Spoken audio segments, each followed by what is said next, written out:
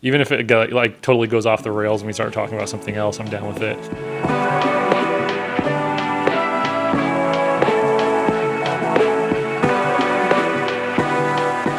Hey everyone, welcome back to the Long Lens Podcast. This is the podcast where I answer questions from my YouTube and filmmaking community, and we just talk about YouTube and filmmaking. In today's podcast, we have a veteran guest of the show, Nathan Swella. Nathan, thanks for being here. So in this episode, I kind of wanted to touch on some of the NAB announcements and just some things that came out this year that are kind of cool. But first off, Nate, I kind of want to know like what's been going on with you. It's been a while since you've been on the podcast. Are you still editing for Think Media? Like, what's up? Yeah, so for those who are unaware of who I am a YouTuber, filmmaker. My channel is Nate's Film Tutorials, but my day job is an editor for the Think Media homepage. So yeah, it's been great. I'm still editing for them. It's been wonderful.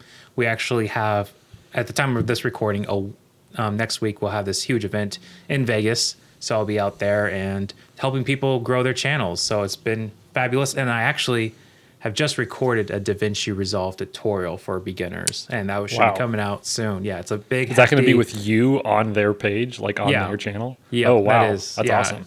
I spent about 2 weeks on this video, spent like 4 hours recording it, several hours editing it. But it's really designed for someone who has no idea how to edit in Resolve, or just not in general, that they can step in and follow along with me as I edit, try to make it very easy to understand. So I hope a lot of people get value out of that. How's the YouTube channel been going on your end, like your own personal one? Yeah, I mean, so this year I kind of been taking it a little bit easy. I wanted to kind of, when I'm inspired to make a good quality video, I will post one on there. So it's been a range of different things. Like I've had some successes with some videos, such as C100 review that's got over 400,000 videos. It's one of my most viewed videos. That's crazy. Yeah. And yeah, I'm kind of doing some follow-up videos on that in the works. And then also like some filmmaking motivational compilations also in the works. So yeah, like I've been taking it a little bit easy. Again, Think Media is kind of my main focus on those things. And as I begin to make videos with them, it becomes a lot more involved. But my channel is I'm still going to continue it, and I just kind of want it to, when I feel inspired, just to produce a high quality video when I have the extra time to do so. That kind of just is a question for me, but I mean, are you still shooting on the A7S III? Is that still your workhorse? I'm currently shooting on the A7S III. Yes, still am. Honestly, so I picked this up right around its launch in October of 2020, and it's just so hard to shake. It's such a reliable camera that I think what the key is, it's like versatile. So I can use it for commercial. I can use it for a YouTube video. I can use it for a narrative film. I've done all three of those things with the same camera. And depending on how you use it, it's totally capable. And I think there hasn't been a new camera that yet has really kind of wanted me to upgrade. You know, there would have to be some very specific specs in order for me to upgrade to feel like it's actually an upgrade. So I'm very content with the A7S III. It's been reliable. It's been a workhorse. Sony has several versions of the same camera, but I still like the A7S III. I don't know. I've been talking about this with like some other friends of mine, where it's just I kind of am starting to feel the pull more towards Sony. It's not that I have anything, like I have no beef with Panasonic. I love the camera that I'm shooting on right now. I'm a Panasonic fan myself. I've shot with GH5, S1Hs. Yeah.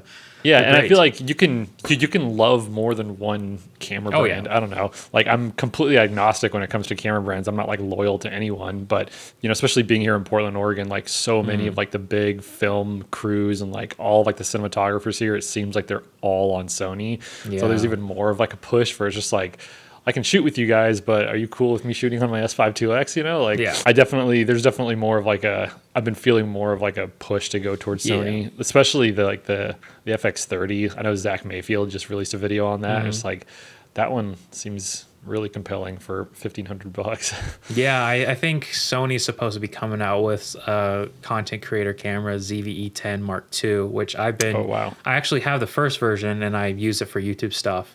It's actually quite reliable, but I think for them to come out with an improved version this year that has 10-bit, it would be like for $800 around that would be like, Yeah. that's a steal. That's like the new version of the Panasonic G7 in my book is that camera. And for creators or filmmakers, it's just reliable. But I agree with you. Sony is just a great blank slate that you can really do anything on top of. I myself might prefer like the Panasonic Image, but I feel like at this point you can make any camera look good.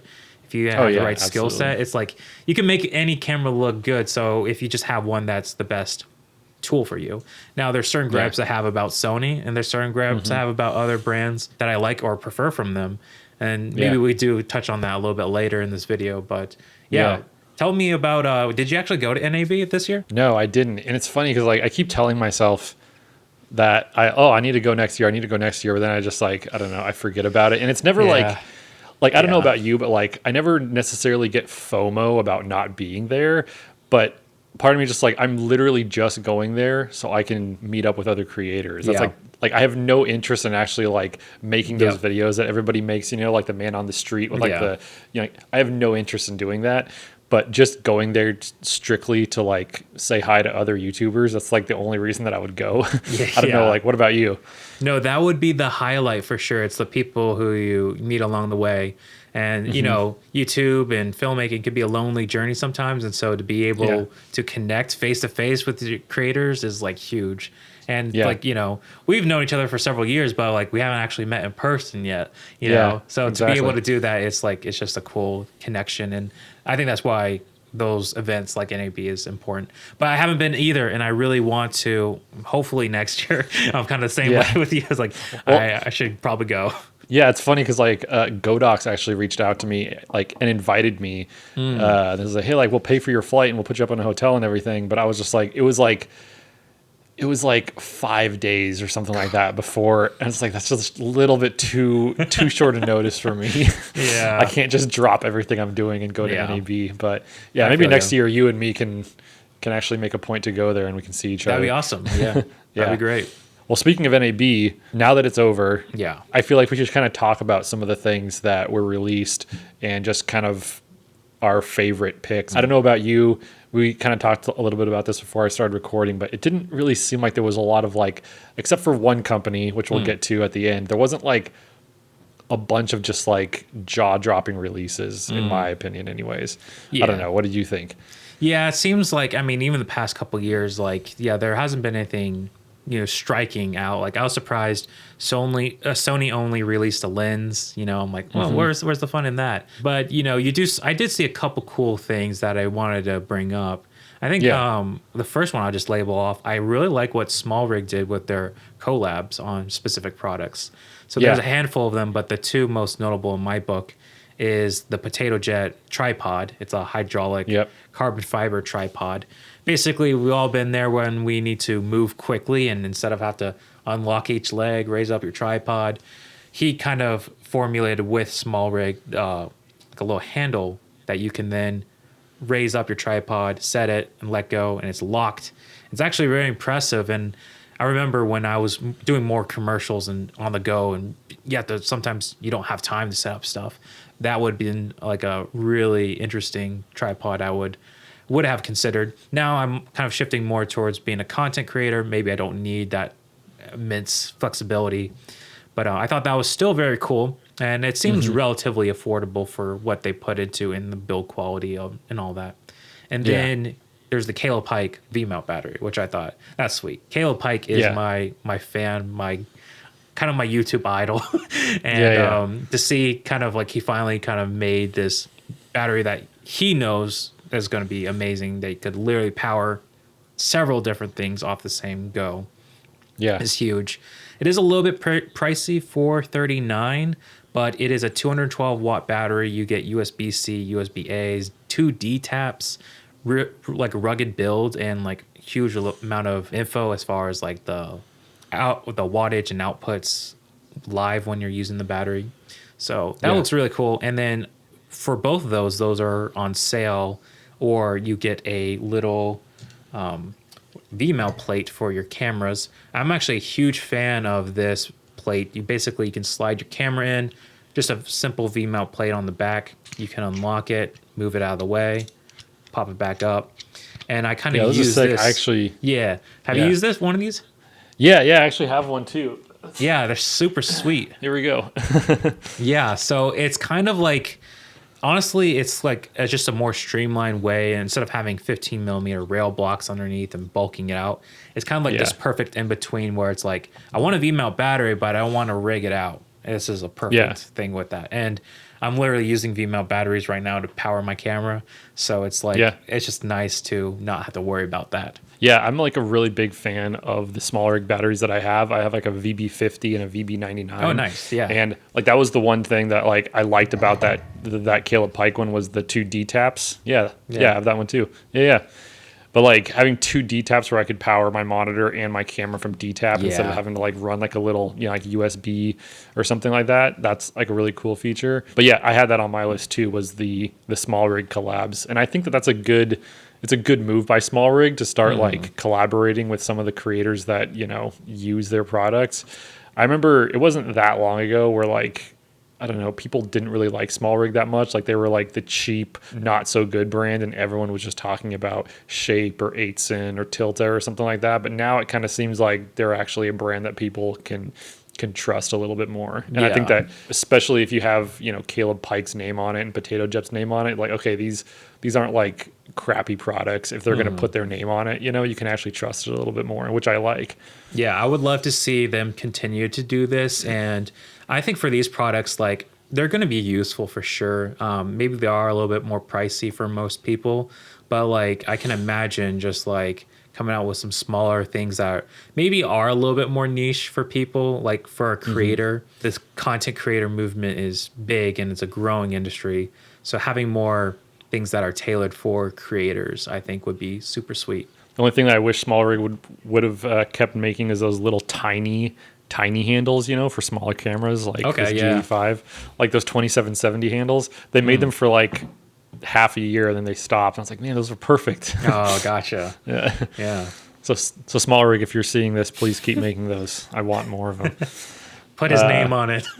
Yeah, I'll collab with you if you make like small little handles for my small cameras. There we go. Yeah, I guess I'll go to the next thing that I saw that were kind of cool. And this is kind of a shameless plug, and maybe it's not necessarily an NAB specific release, but DJI did release the new Focus Pro and it's the RS4, right? Yeah, RS4, like and I think the Pros came out as well. So I reviewed the Focus Pro system on my main channel, and it's actually really cool. I was a little hesitant to review it at first. It's like, well, like, is this actually going to work? But then after I started using it, I was like, wow, this is actually kind of sick. Like, especially with the vintage lenses, because that was the one thing that like you could argue that like on like a professional set, you have cinema lenses, maybe you'll have a first AC pulling focus for you. But like if you're just like a one-man band trying to shoot with like vintage cheap lenses, you can throw them onto the Focus Pro and then have essentially great autofocus. In fact, I guess this will be 2 podcast episodes ago, but I recorded the entire podcast with like a Vivitar 28 millimeter, which you actually reviewed on your channel. I was like, way back. Yeah, like I watched that video and was just like, well, okay, Nate seems to like it. I'll buy this one. And that's like, that was kind of like I used your video as like justification to like buy that, but I filmed the entire podcast with a Vivitar 28 millimeter like vintage lens with autofocus, and it worked perfectly. And I only did my review on it with a GH4 way back when, so you're getting like the full image with that. So I bet it looks beautiful. And it's weird.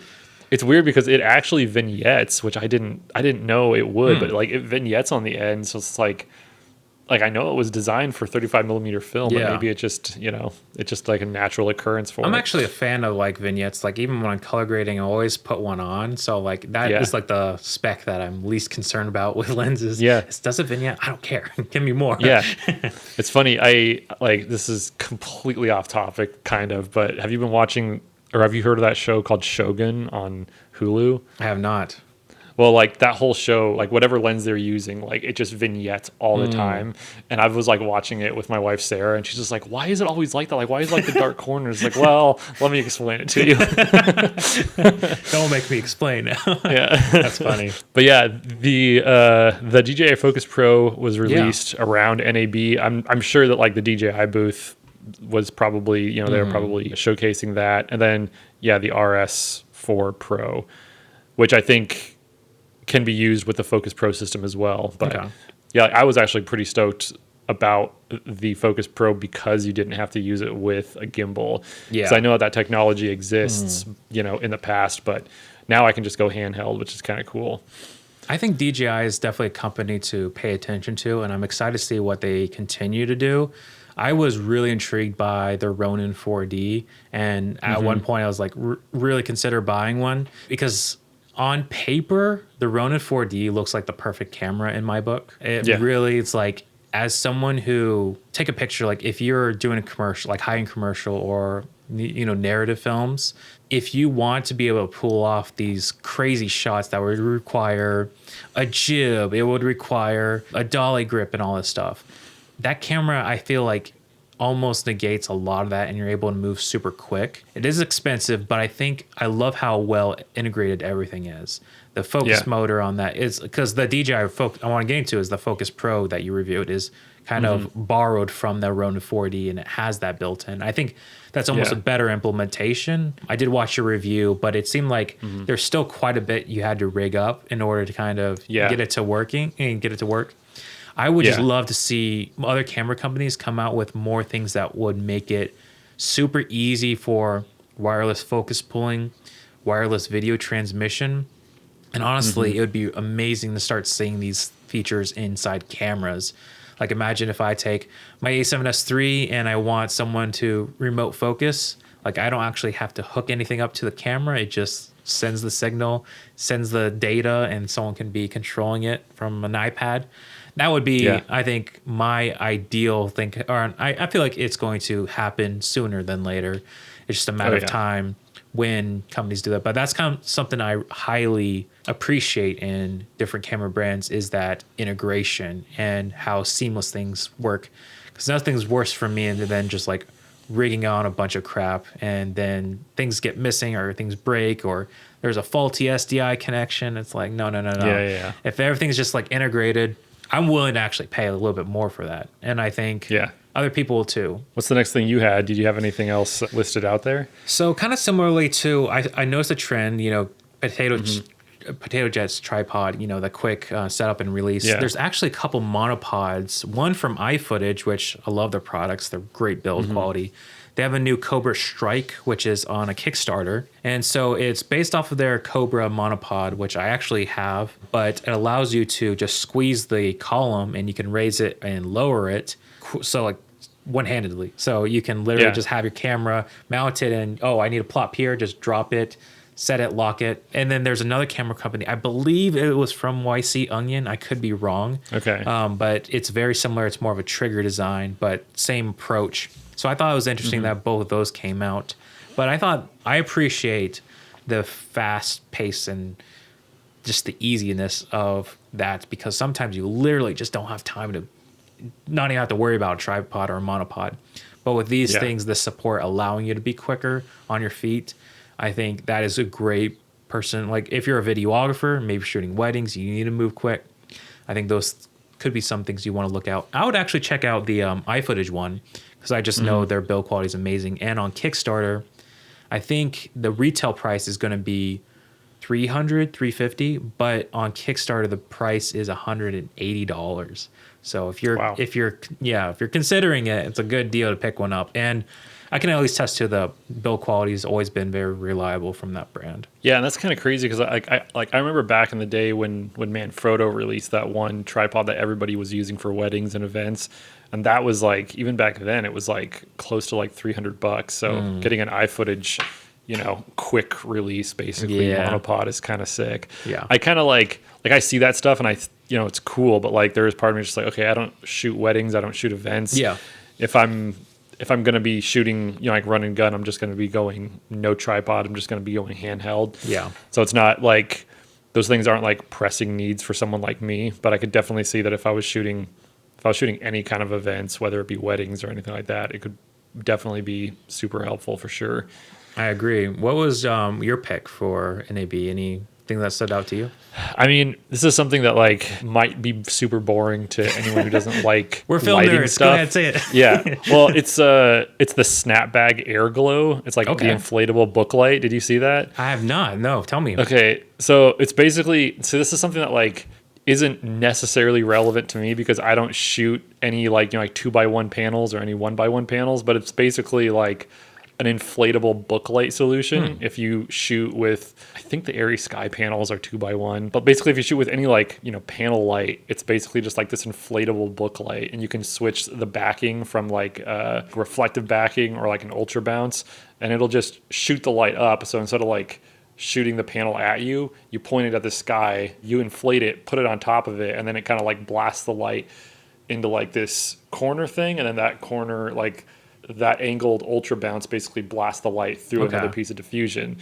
So it's just basically an inflatable book light, which is, I think kind of cool. I think it's like I've tried doing that with like, Dollar Tree accessories and stuff like that, like making book lights. But I think that it's cool that like that kind of stuff is being made for, people that just want a really quick and easy solution for soft light. And I always like the book lighting technique. I think that it always looks the best. I'm using a Photech soft lighter, which is kind of a book light, shining it into a reflective source, bouncing back. Yeah, I could see that being very interesting for, interviews, your corporate. You don't want something you don't maybe not necessarily want to have to bring 3 C-stands, but if you could just bring this thing with you and set up and tear downs fairly quick, that could be, it's niche, but I think it could be a cool, perfect thing for someone. Definitely very niche and not a super fun thing to talk about. Like nobody cares about soft boxes, you know what I mean? Yeah. But I think it's kind of interesting. And that's another thing is like, like as far as like groundbreaking pieces of gear, we just didn't see that much at NAB, at least from my perspective. It wasn't like, there was maybe just a couple, but yeah, the Snapbag Air Glow, inflatable book light. What about you? Anything else? Let me pull up a quick before we list get here. on. Before we get to like the main topic, because I have one more that isn't super groundbreaking, but it's the Laowa Ranger Cine zooms. I might be reviewing one of those at some point, but Laowa has like their Ranger full frame zooms, but they just released their S35 Cine zooms, and they actually are going to be releasing an L mount variant, so I could use it on my S5 2X, just putting it in APS-C mode. But yeah, there's like a 11 to 18, a 27 to 50, and then like a 50 to 130 or something like that, and they're all constant T2.9. For cinema zooms, they're relatively affordable. I mean, I don't know what cinema zooms really go for, but they're like around $2,000 each or something like that. So not just something that you're going to grab just as like a play around lens or whatever. Yeah. They're pretty expensive, but yeah, apparently these are like their newest line because they've had the full frame line and now they're making a Super 35 line. But like my only hesitation with some of the stuff that I've seen is that like, I think it's because they're zoom lenses, the focus breathing isn't as, it's controlled, but it's not as controlled as like a prime cinema lens. So you will still see some zoom in and zoom out from like the focus breathe. But that was the only other thing besides the main two things that I'm sure we're both going to be talking about. Yeah, shall we just hit that? I think what's on everyone's mind is Blackmagic did pull some punches this time around. Yeah. Big thing like people have been asking for from Blackmagic is the box shape style camera. I wasn't particularly one to, look for specifically that, but I think they took a very interesting approach to, it's almost like their competitor to an FX6. I think it's very similarly shaped with the viewfinder that is sold separately. It kind of has that same sort of feel. I am intrigued by the camera just because like I think it's a little bit more broadcast or run and gun friendly than some of their 6Ks, the pros and cheaper cameras. But what's exciting is this is like a new line of cameras and this is their first, generation of it. So it's cool to see like what could be added on in the future. But to give a rundown of this camera, 6K full frame sensor from their 6K full frame cinema camera. In our box shaped style camera, we have a large screen on the side of the camera. It does not flip out or articulate. It's just fixed to the body. And then you have just an L mount, EF, or PL, which is interesting because it almost looked like you could swap those, but I don't think Blackmagic allows you to. So there could be maybe more clarity on that. But I think definitely the one to pick up would be the L mount, and then you could pick up adapters to whatever you want to be. So maybe like there's a Mofage Poco adapter that I have. It's a variable ND PL mount. So I could pick that up. I actually could just swap it out for the L mount on my Mofage, mount it to that camera, and then put, my Cinema PL lenses on there and have the ND filter. So there was, I think for me, the biggest kind of concern was, there's no built-in ND filter. And if I want to, change mic settings, I'd kind of have to like tilt the camera over, change settings, and then go back. But maybe with like a monitor on the camera, that would maybe not be as much of an issue. But it's cool to see them use larger batteries, have SDI, XLR inputs, and just like more of a rugged housing, I think, could be quite interesting overall. But I mean, I rambled on a little bit too much, but what is your thoughts on this PYXIS camera?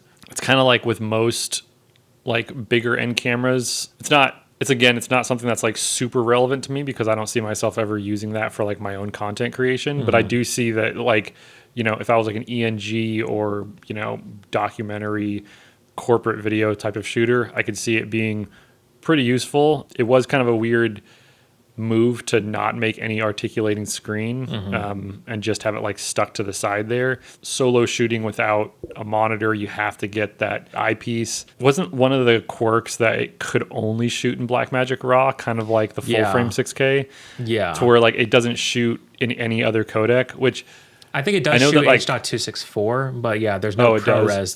That was removed as the ProRes, Okay. And is that H.264, is that like 10-bit? Like, is it like a smaller file size you can shoot in? Because I know that like... Yeah, that would be a good thing to know.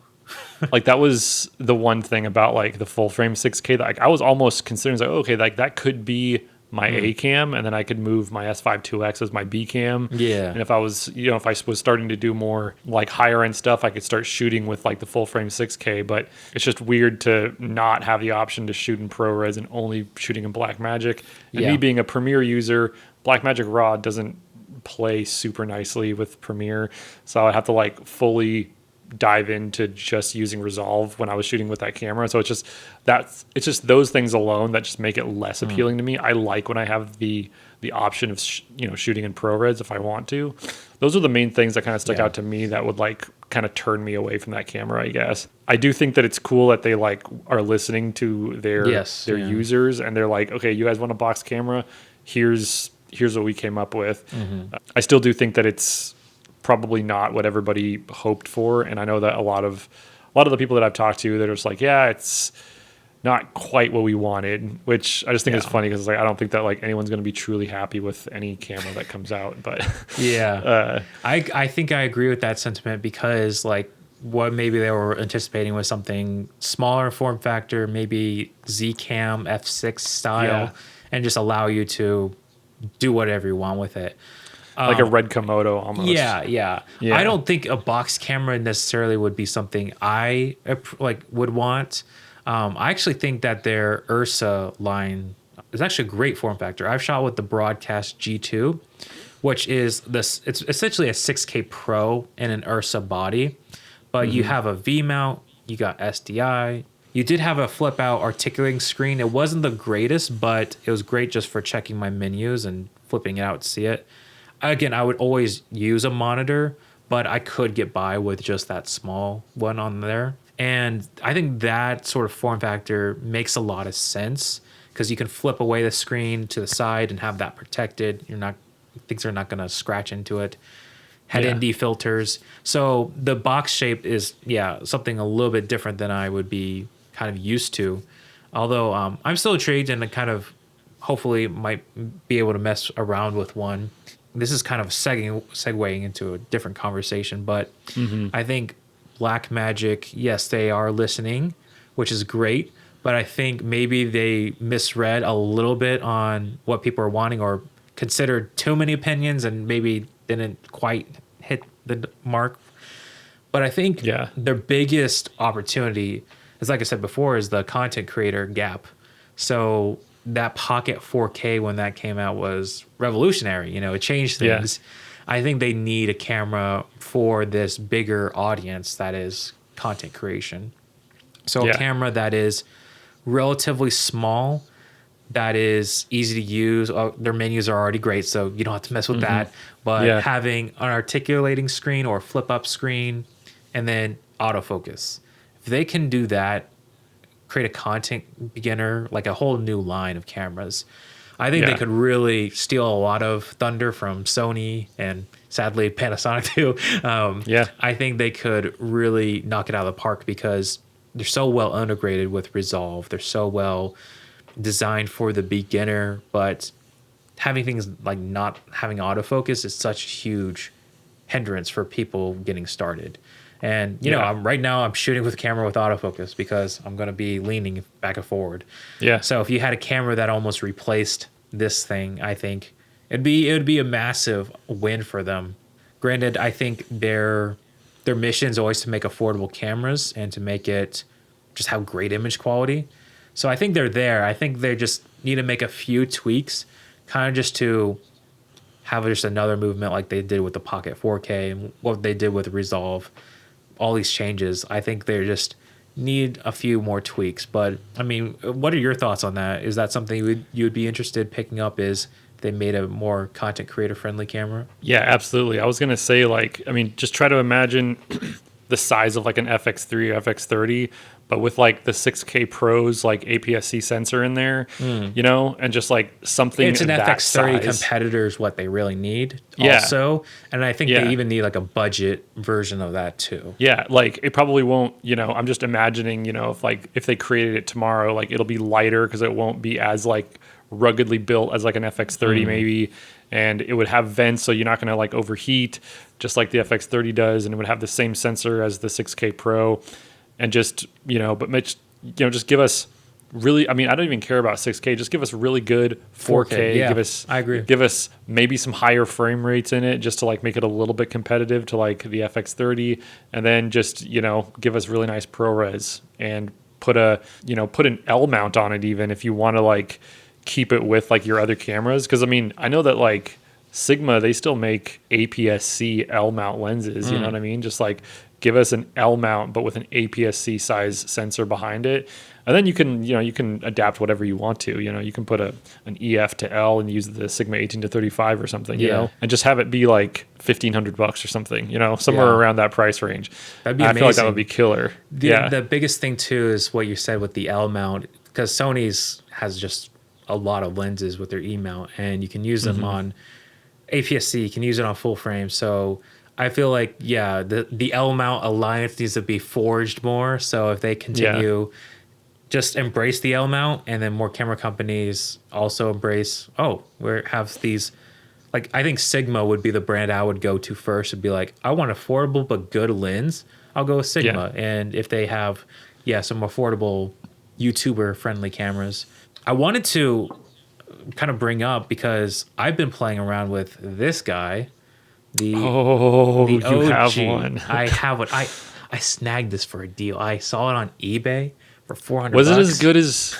Oh my gosh, $400 is really good. Yeah, I'm like, dang! Like I saw it and like no one was like making an offer, and I'm like, I just need to buy this right now. Dude, I was gonna say, was it as good as your GH5 deal that you got?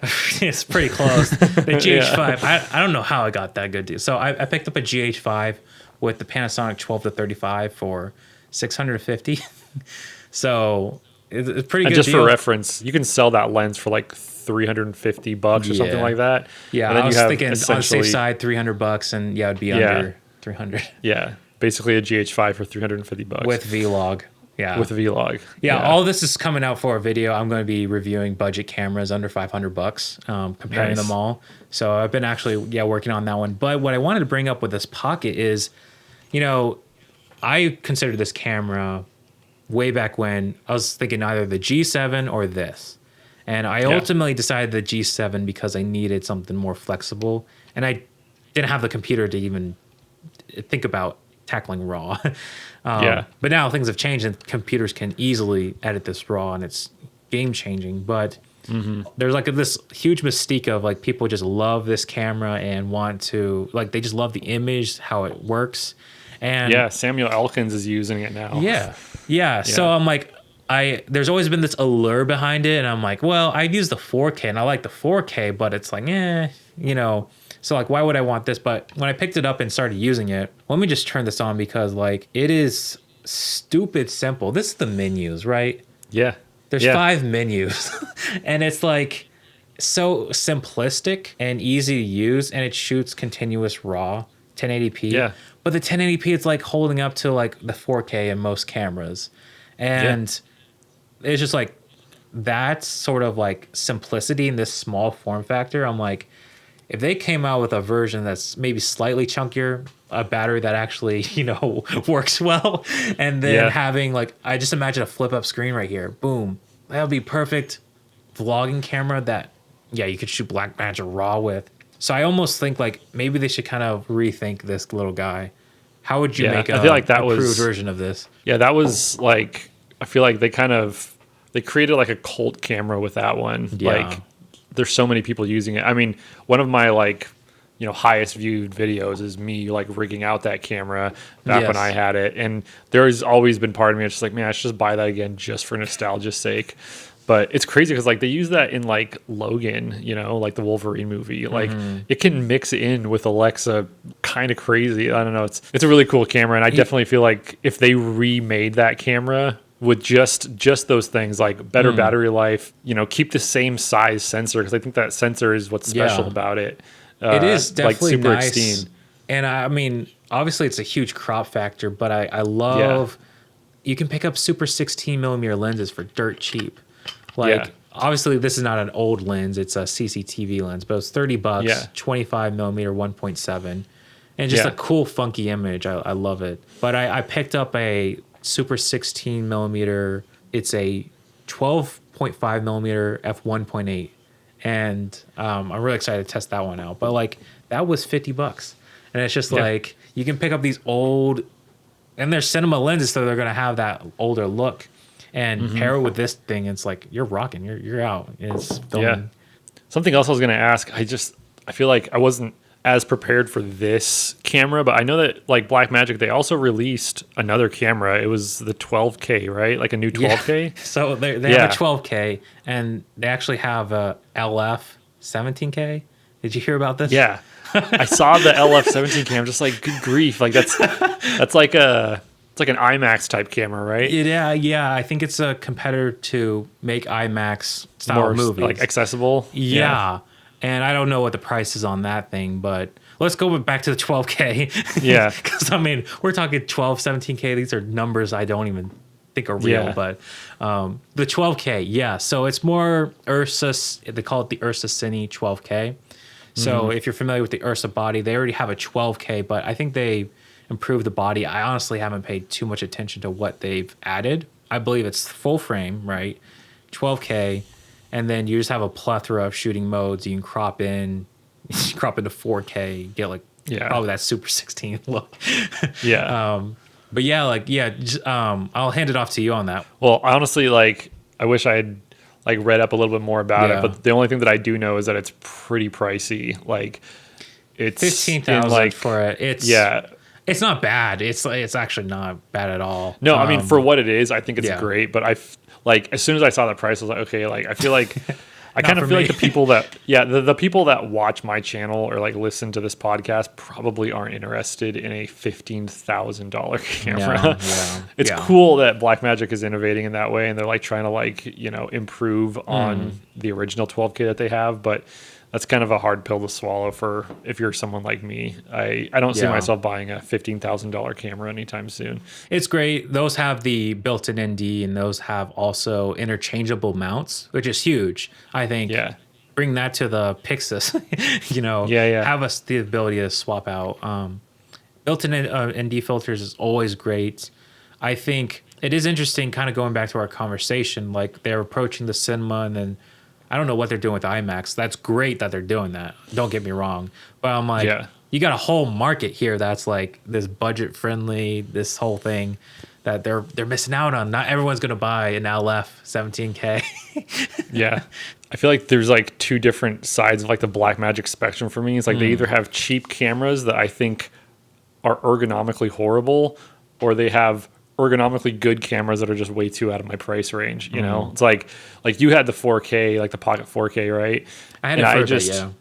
Like I never wanted to pick that up because I used it a couple of times and it's just like it's the most like it's like the chunkiest, weirdest camera. Yeah. And trying to like rig it up, it's just everything is just way too wide and it's just not what I'm used to. And so I'm just like, yeah, I would use an Ursa Mini or, you know, like a 12K or something like that on an actual project, but it's just like I'm not going to spend the money. You know, I'd much rather just shoot on an S5 2X because, you know, I don't know. Everything with me is like, I know that I'm not a traditional filmmaker, but like at this point, I just want like, give me the smallest camera rig as I possibly can get, but still give me like amazing quality, you know, like that's kind of where I'm at. But something else that I kind of wanted to like touch on just because you were, you know, like you're talking about the GH5 and like I just did a video on the GH5 not too long ago. Yeah, you inspired me to pick one up. Yeah, there is a slight part of me, and this isn't really anything that I plan on talking about, but like, have you ever found that like with these newer cameras, like the S5's 2X or the A7S III, like have you ever found that like the image, like getting good stuff is almost too easy at some point where it's like you almost want a little bit of that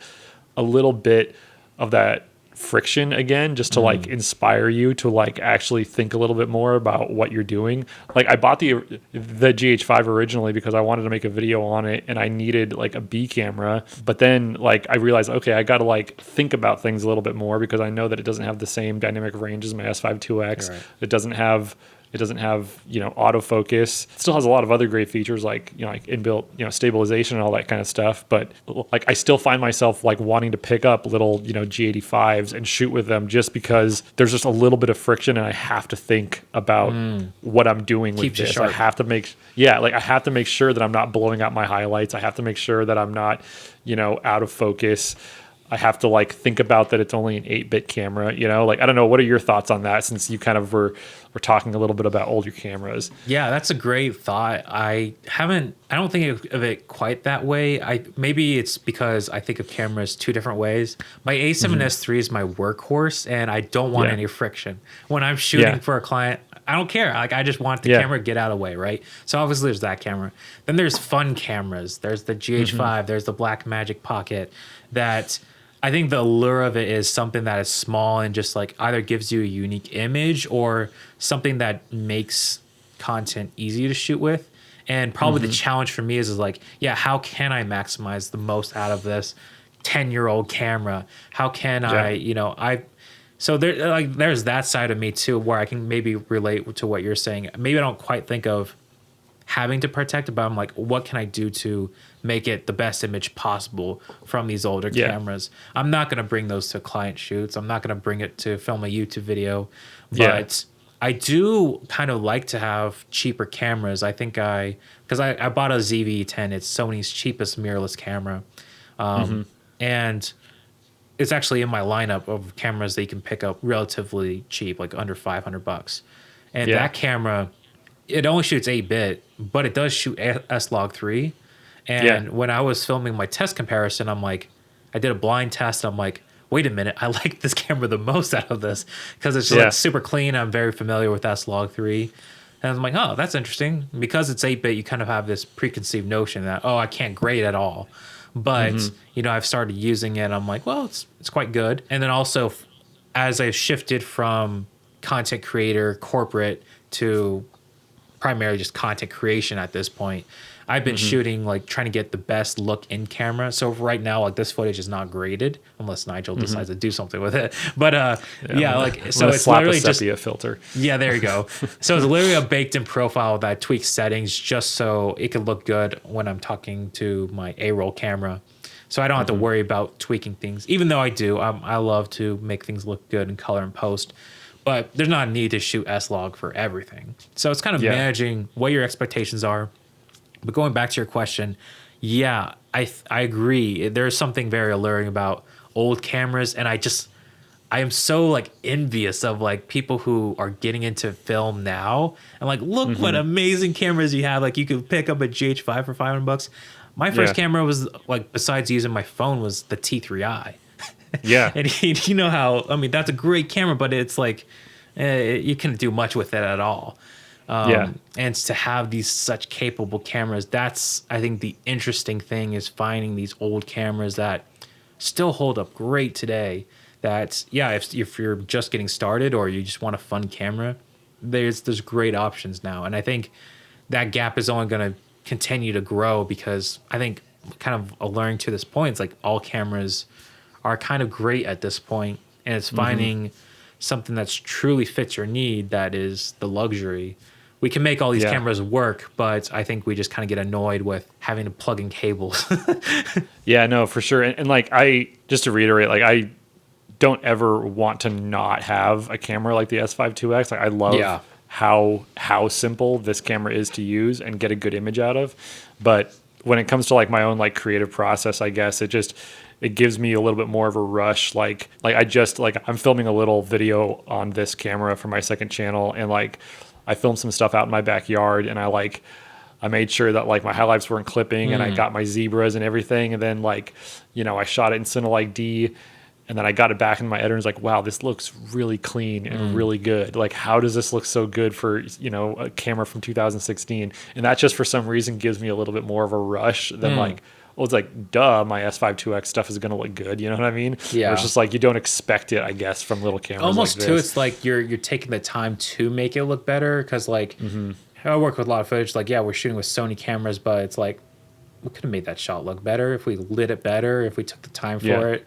You may not have that luxury for those things, but you're then thinking about how I can make this better, how I can push it, how I can, get the most out of it. So that is definitely fun. Yeah. I kind of want to talk a little bit about Resolve, DaVinci Resolve. Yeah.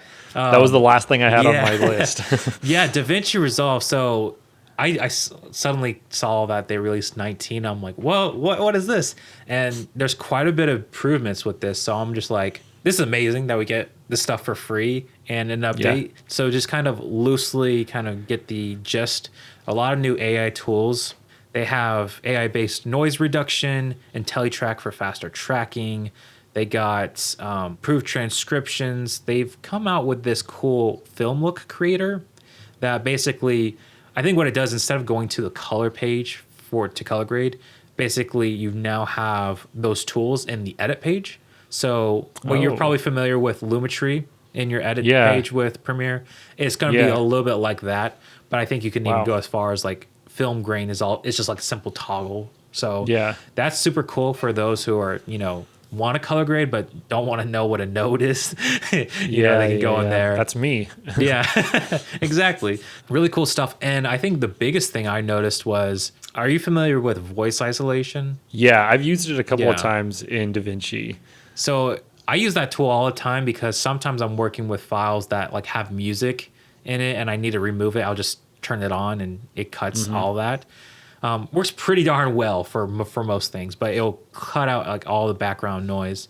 Basically, they introduced a feature where you can have the reverse of that. So maybe someone's talking in the background, but you're trying to record an ambient thing. You can actually cut out someone else's voice. So I'm like, that's I didn't know you could do that. So that's amazing. Huh. And then I believe for music, they came out with a tool called the Music Remixer. And I hope I got this right. It was a little hard to understand it, but I believe you can take any music into Resolve and choose to isolate the drums or remove the drums or certain frequencies, turn off the vocals and just have your music, which is huge for those times when you need to get your song perfectly right and maybe you don't have stems. You can just go and disable that. I wish I did further research because I want to make sure it's any track, like maybe it's downloaded stems or whatnot. But that's just going to be huge for editors and like myself. Sometimes you're not dealing with the most ideal footage and you can fix those things. You can go in and tweak your music to where you want it to be.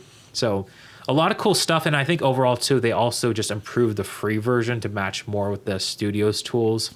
So you can basically have the same performance out of the free version with the studio, which is amazing. Nice. Yeah. It's definitely nice. And that's kind of what I'm super thankful from Blackmagic is like, yeah, we get all these crazy tools. I still continue for, more improvements and just how I make my job easier. It's been such a reliable tool. I made the switch mid of 2022 from Premiere, and I'm just said goodbye to Adobe crashes. It's been super great. Meanwhile, they're charging us all. Yeah, they're charging us all $1 more now per month for each. What? Yeah, it went from like $20.99 to like $21.99 or something like that now. I don't know. Come to the dark side. But it's weird because the last podcast with my buddy Jake Felzine, he's a DaVinci editor too, and he talks to a lot of editors on YouTube, but he was like asking me why I still used Premiere, and I kind of, I went down a little bit of a rabbit hole there, but I don't know, like ever since moving to, like I just upgraded to an M1 Max MacBook Pro from like a 2019 i9, and I haven't had any problems with Premiere. And that's amazing. It's been super stable and super, super great. So like, like maybe my bar is set super, super low, but like just being able to like, play back all of my S5 2X stuff in like full resolution and like throw a bunch of stuff at it. And it doesn't even, like, the only time I've ever heard a fan is if I've tried to like render out like a 30-minute long highly compressed MP4 video or something like that. Then I'll maybe hear the fans, but it's insane that like even on Premiere I can edit for hours and have all of these different like stacked timelines, and it doesn't even, like, it's just silent. So I'm stoked on that. And until Premiere starts acting up again because of a new OS update or something like that, which I'm sure is going to happen because that's what happens all the time whenever like there's like a new operating system for Macs, Premiere ends up acting all stupid. But at some point I think I can see myself switching to DaVinci, but right now I'm just way faster in Premiere. I still, like I said in this other podcast, I still color all my stuff in DaVinci and I create all my LUTs in DaVinci. I don't do any cutting in DaVinci. It's just for color. So do you just export ProRes files, or do you kind of use an XML to get into Premiere again? Like I don't cross. So like so what I'll do is I'll export a video files and then I'll just create LUTs and use them that way. Okay. So like, yeah, I'll just like export like a cube LUT or whatever, and then I'll just use those in my Premiere workflow. Yeah, I mean, the crazy thing is like, even probably with Premiere, like I don't know how much they've improved it, but like just even switch to Resolve from the same computer is like twice as better performance. Like the rendering speeds are crazy. But that I think shows testament to their M1 Max, because I have the Max Studio with that chip, and it's been amazing. And it's like, finally, just don't have issues with the computer. Well, it's almost like unlocked a new level of filmmaking for me, because like I feel like before I just rendered out a 55-minute podcast episode, and on my last computer that would take probably 3 to 4 hours, right? And those are usually like my go and skate like rendering breaks or whatever. But now I hit render, I go downstairs and grab a cup of coffee, I come back up in like 8 minutes it's rendered. You know what I mean? It's like, well, now I have to just keep working. I can't use rendering as an excuse to be lazy. Just say it's rendering. Yeah. I feel you like there. I still tell my wife, it's like, yeah, I'm just, stuff is rendering, so I'm going to go for a run.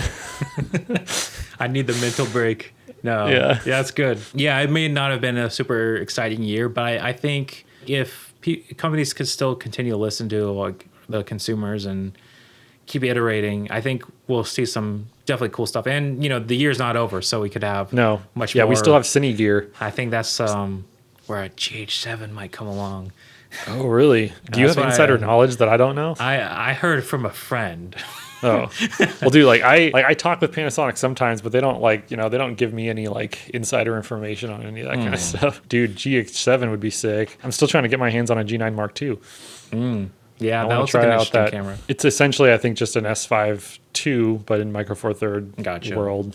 I mean, I still like Micro Four Thirds. I think it's I think they're still fun little cameras. Because that's all we have to talk about. I hope that was interesting for you guys. I always love talking with Nate about camera stuff and just nerding out a bit. Yeah, unless you had anything else you wanted to add.